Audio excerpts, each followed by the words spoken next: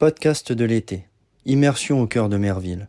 Saison 1, épisode 3, le long de la Lys en partant de la base nautique. Pour ce podcast, nous sommes à la base nautique. Nous vous invitons à une balade auditive, patrimoniale et environnementale. La base nautique est située au croisement du cours naturel de la Lys canalisée et la Bourre. On appelle ce lieu le Grand Large. Plus précisément, quand on se trouve dos à la base nautique, le courant d'eau devant nous et celui en face en direction des deux ponts est la Lys canalisée. Le cours d'eau sur la gauche est le cours naturel de la Lys, qui coule derrière l'espace culturel Robert Hossein, le long du quai des Anglais et des prés de la ville, pour rejoindre la Lys canalisée à la pointe. Il sert aujourd'hui de décharge de l'écluse des deux ponts. L'écluse permet une évacuation des eaux en période de crue, lorsque le niveau est trop élevé. Enfin, de l'autre côté de l'écluse du pont de Pierre, il s'agit du cours naturel de la Bourre. Vous vous posez peut-être une première question. Pourquoi le nom du pont de Pierre ? Eh bien, comme son nom l'indique, ce pont a été fabriqué en pierre en 1712. Et c'est assez rare pour le souligner. Ce pont avait son moulin à vent, un des plus importants de la ville. Abandonné en 1905, il a été démoli en 1907. De l'autre côté de l'écluse, il s'agit du cours d'eau naturel de la Bourre, qui s'est retrouvé coincé, si on peut dire, du fait de la rectification de la Lys, étant donné que la Bourre était plus basse que la Lys.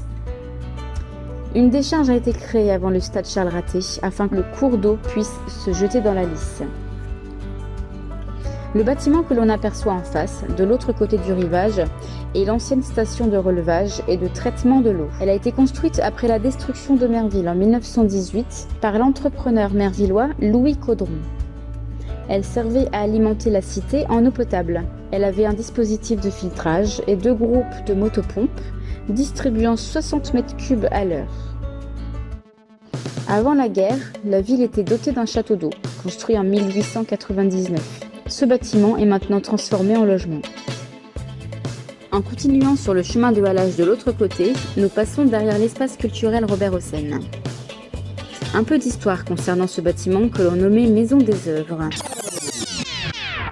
Celui-ci a été offert au diocèse de Lille par une riche américaine, Miss Titus Jefferson, qui a perdu son fils des suites d'une maladie. Ensuite, la commune a racheté l'ensemble au début des années 90, pendant le mandat d'Alfred Foy. Cette américaine a également financé le collège Saint-Robert et une partie de la reconstruction du grand séminaire, aujourd'hui maison diocésaine d'accueil, rue Victorine de Roide. Et pour l'inauguration de l'espace culturel en mai 1995, Robert Hossein est venu avec son épouse, la comédienne Candice Patou. Il faut savoir que cette dernière est originaire d'Averskerk et a été scolarisée à l'école Victor Hugo. Mais revenons à notre sujet. En face de la base nautique, vous apercevez l'écluse des deux ponts, créée lors de la dérivation de la Lys, que l'on appelle la Lys canalisée. En 1970, il est passé encore 25 à 30 péniches par jour en moyenne. Aujourd'hui, un seul des 2 ponts-levis fonctionne, celui qui se trouve en amont, mais il est très rarement levé. L'imposant bâtiment que vous voyez en face est la minoterie Aignan. Des écrits prouvent qu'il existait déjà en 1811, mais cela reste flou. Le bâtiment d'origine avait la fonction de moulin à eau. C'est César Duquesne qui l'a acheté en 1831 et le bâtiment est toujours resté dans la famille. Puis le fils du propriétaire le détruit en 1877 pour ériger la grande minoterie produisant de la farine. Détruite lors de la Première Guerre mondiale, elle a été reconstruite au début des années 20 et a fonctionné à plein régime jusqu'en 1964. Elle broyait 30 quintaux de blé par jour et employait 24 personnes. Ce bâtiment est aujourd'hui à l'abandon.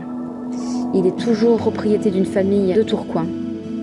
La ville cherche une solution afin de le restaurer et de le mettre en valeur, mais c'est un projet extrêmement coûteux. Maintenant, partons de l'autre côté de la base nautique, par le chemin de halage. Vous tombez sur la passerelle de la Lys. Elle relie les chemins de halage de chaque côté de la rivière et permettait le passage des piétons et ouvriers qui travaillaient au moulin Aignan. La réalisation de la première passerelle doit dater de 1887, en même temps que les travaux de rectification de la Lys. Détruite en 1918, elle a dû être reconstruite et a été déplacée d'une 50aine de mètres. Les documents attestent d'ailleurs que son nom exact est Passerelle Basse-Boulogne. Saviez-vous qu'un autre pont se trouvait environ 150 mètres après la passerelle de la Lys ? Il s'agissait du pont de chemin de fer. Il n'existe plus aujourd'hui. Il a été construit en 1906, à l'occasion de la création de la ligne de chemin de fer Merville-Hasbrouck. Le train, qu'on surnommait le Petit Train, assurait le transport des voyageurs et des marchandises. À partir de 1926, il n'assure plus que le trafic de marchandises 2 fois par semaine. Mais la route concurrençant le rail, la ligne ferme en 1962 et le pont a été démonté ensuite. Et maintenant parlons nature.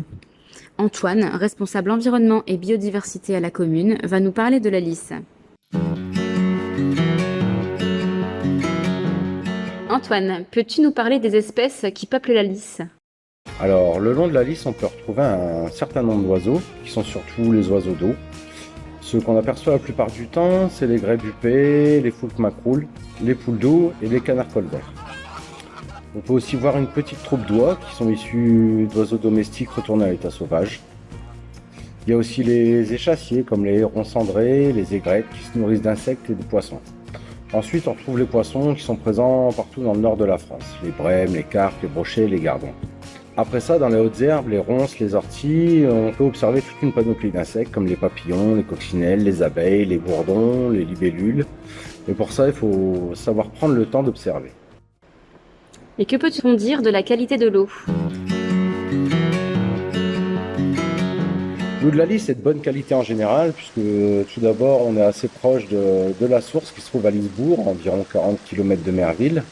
Cette eau vient de toute la plaine de la Lys, c'est-à-dire pour la partie amont des deux ponts, des alentours d'Aire sur la Lys, de Delette ou encore de Terouanne, mais également pour l'aval des deux ponts, d'Hasbrouck, de la Forêt-Nieppe et du Béthunement, par la Clarence et la Lave. Dans ces endroits, il y a beaucoup de zones naturelles et de zones tampons, comme les zones d'expansion de crues de Bord-Pradel, les prairies inondables de Codécure, d'Avesquerque, de Merville, qui, pour toutes, ont un rôle à jouer sur la filtration et l'épuration de l'eau. Et pourquoi les espèces d'oiseaux, de poissons ou d'insectes apprécient particulièrement la Lys ? Parce que tout d'abord, la Lys est un écosystème complexe et riche. Car, tout au long de cette rivière, on peut rencontrer beaucoup de milieux différents, comme des villes, des villages, des cultures, des zones naturelles, des chemins ou encore des prairies. Et c'est aussi une grande voie migratoire pour les oiseaux, car ils aiment bien suivre les voies naturelles, comme les fleuves, les chaînes de montagnes, les forêts. On peut aussi supposer que le faible trafic fluvial, le calme et l'éloignement des grandes routes, pour la majeure partie de la Lys, jouent un rôle dans cette richesse. Je vous invite à vous balader le long de la Lys, au Sar par exemple, pour arriver jusqu'aux deux ponts. Vous pourrez apprécier le calme, la biodiversité, la beauté de cette rivière qui a bercé mon enfance. Merci à Antoine pour cette intervention nature. Nous avons pleinement conscience que nous sommes chanceux de vivre dans un environnement de qualité. Il y a tant à découvrir le long de la Lys, ou sur la Lys, puisque nous sommes à la base nautique, profitons-en. Prenons un canoë et partons dans la nature pour un moment calme et paisible, hors du temps. Rendez-vous dans 2 semaines pour le prochain podcast.